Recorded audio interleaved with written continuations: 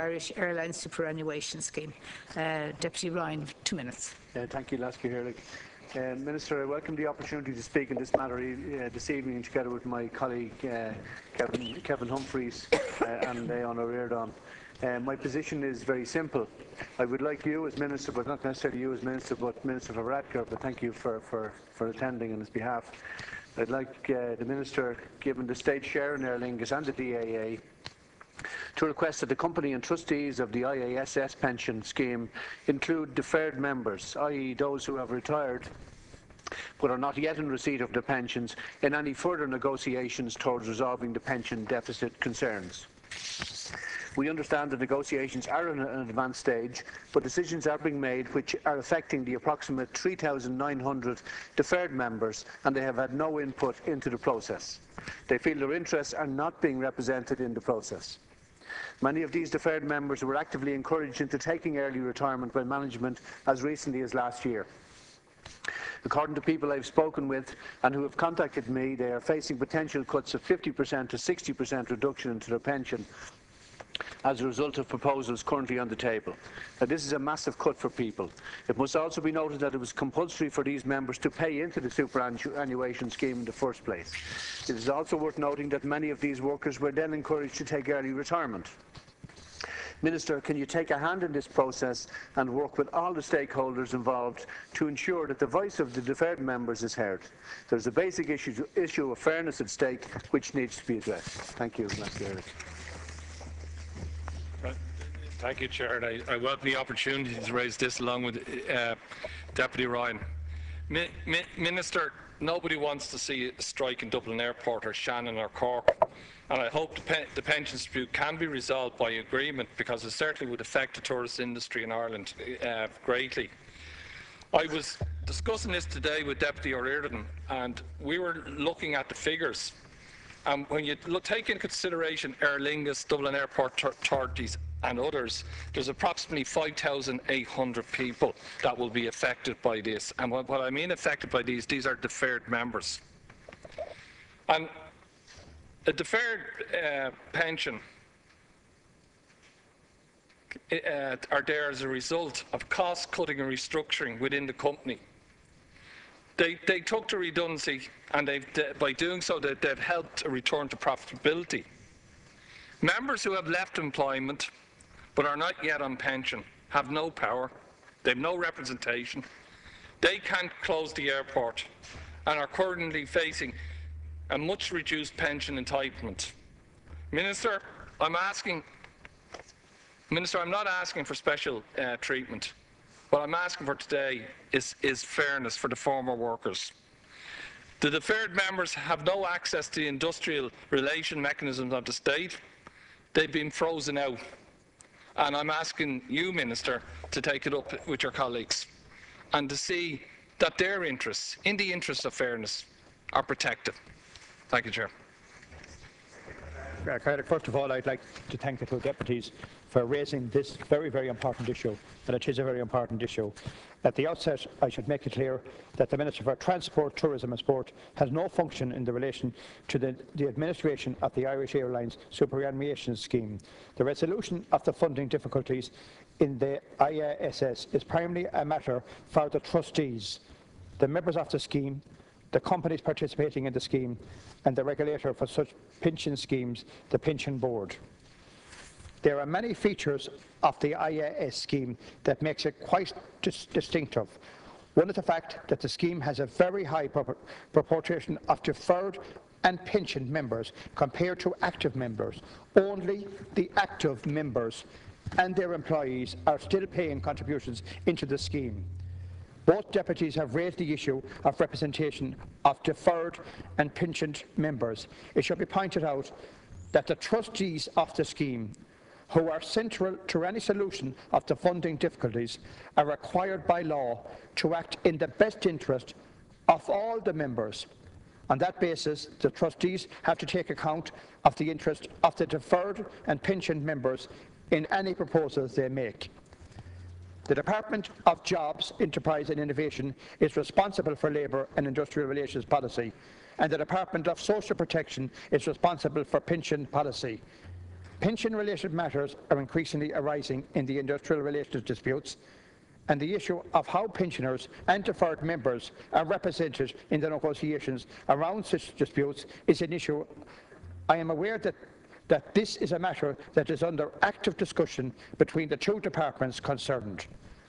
The Department of Jobs, Enterprise and Innovation has recently stated that it is actively considering issues in relation to the provision of access to former employees, including retired workers, to the industrial relations machinery of the state under the Industrial Relations Act. Another particular feature of the IASS is the fact that it is a multi-employer scheme involving Dublin Airport Authority, Aer Lingus, Shannon Airport Authority and SR technicians. There are around 14,800 members in the scheme, which is now closed to new members. It is estimated that Aer Lingus membership constitutes around 69% of the total, with DAA, SSA 26% and the former SRT workers representing 5%.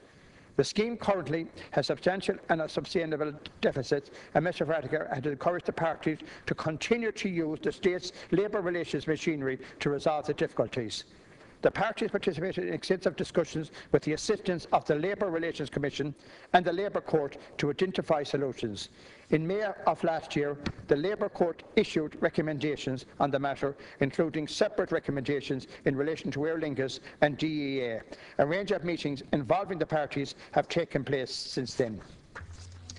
The first step in the process of implementing a solution to the funding difficulties is for the trustees of the scheme to submit a funding proposal to the Pension Board, as requested under the Pensions Act.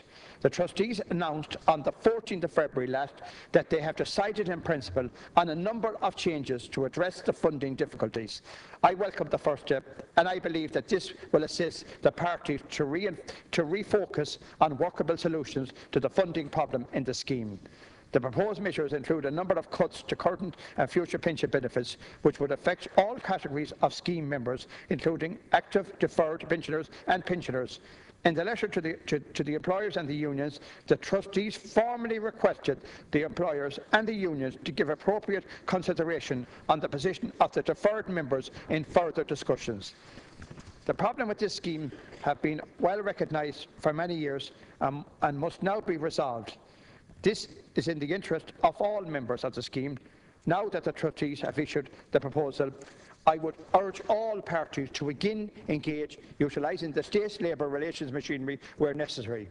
Any industrial action would not help such proposals, but rather inconvenience passengers and damage the financial position of the companies, which will ultimately, along with the scheme members, have to contribute to the resolution to the problems of the scheme. Thanks, Minister. And Deputy Ryan, you have just 1 minute, I'm afraid. Thank you very much. I want to thank the Minister for his response. I do welcome what the Minister has said in relation to the Department of Jobs, Enterprise and Innovation actively considering issues in relation to provision of access to former employees generally, but this is going to take some time in terms of changes to the law, and it's not going to benefit the workers in Aer Lingus at this time. What I am asking for is basically that the Minister, the Minister would use the influence that comes with being a considerable stakeholder in the companies out there to request that Deferred would be included in the process. The recent vote from SIPTU workers for industrial action over this issue highlights the need for further more intensive negotiations. But you can understand, Minister, the frustration of the deferreds being such a high number and a high proportion of the overall, being kind of sitting back, and not being in there, not having a voice. And I would encourage the department to see what can be done, if anything, at this stage, for this particular case, that their voice could be heard. Thanks, Deputy Humphries. Thank you, Minister, and thank you for your response. Can I just point out, Minister, that the deferred pensioners cannot utilise the state labour relation machineries where necessary, and they can't go on strike. So very much they are powerless and without a voice. And a lot of them are facing up to 50% of a reduction in their pension. Aer Lingus has said that it will hold an extraordinary general meeting to seek approval for a once-off contribution of 140 million if agreed, and has stressed that those contributions will not be made without shareholders' approval. Minister, can I ask you, to ask the Minister, what way will he vote with the state's 25% shareholding? Will he ensure that the interests of the deferred pensioners are protected? Those workers that retired early were convinced to do so on the insurance of their future pensions. By doing so, they've helped the airline return to profitability. Are they now to be thrown under the bus? Thank you. Thank you very much. First of all, I just want to say that the Minister has no role in it, and I mean, as I pointed out in the statement, he has no function in relation to the administration of the scheme. But I do, and I accept what both of you say, I do accept the frustration of the members, particularly people that are paid into the scheme. People want to know what their pension rights are when their time comes to be able to draw their pension rights. But I suppose the one thing, I just want to put this on the record, the trustees have to represent all sections. They can't just represent any part of it. They have to represent all. That's the legislation, and under law they have to do that. And what I will say is, I would hope now that the trustees, with their new proposals, that they can sit down, that they can use the mechanism of state to try and sit down and resolve this problem. There is a deficit of 760 million. That's a massive deficit. This has to be dealt with. And I am saying it would not be in the interest of anybody that we'd have a strike situation. In March, we're coming in to the kick-off to the tourist season. It would be in nobody's interest. It wouldn't be in the country's interest. It wouldn't be in the company's interest. It wouldn't be in the members' interest to have a strike. And I hope that all sides can sit down and try and resolve this very serious situation, and in the best interest of the country and particularly of the members.